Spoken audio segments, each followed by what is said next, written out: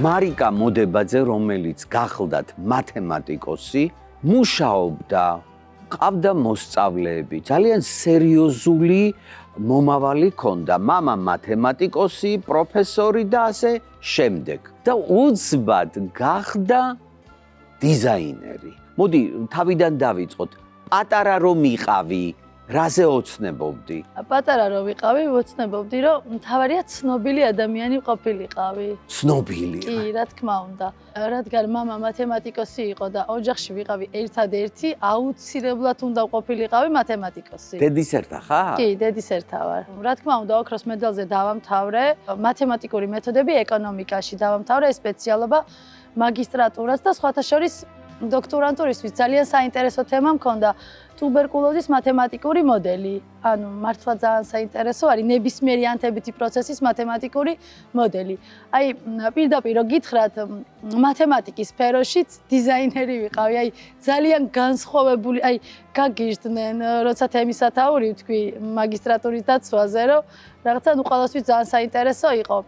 რეალურად ამას სამედიცინო განათლება ჭირდებოდა და მათემატიკას. ეს გაინტერესებდა? ძალიან მაინტერესებდა. აი, პირველ რიგში მინდოდა გაოცება ყველას, რომ აი ჩვეულებრივი სტანდარტული არაფერი არ უნდა მქონოდა. აი, მანდ მათემატიკა სად არის?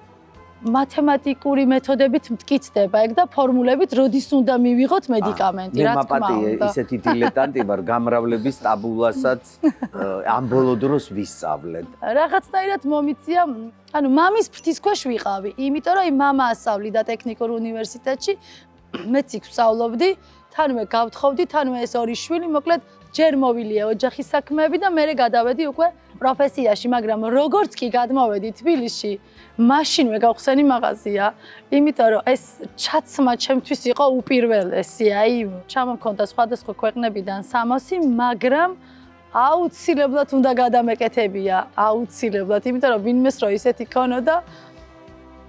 ესე იგი, მაინც მიდრეკილება იყო განსხვავებული, ისეთი გეცვას, რომელიც არავის არ აცვია, კიდე ესე იგი ახლა მსგავსებას ვეძებ, საერთოს ვეძებ. ნუ საერთო.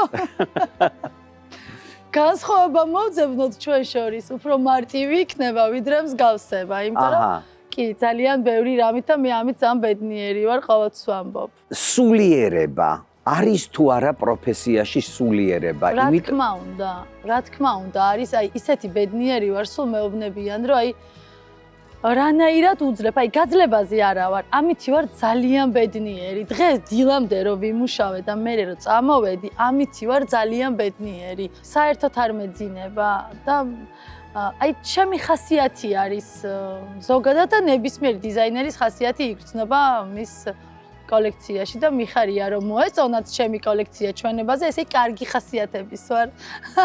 ამითი ეს ვიგრძენი.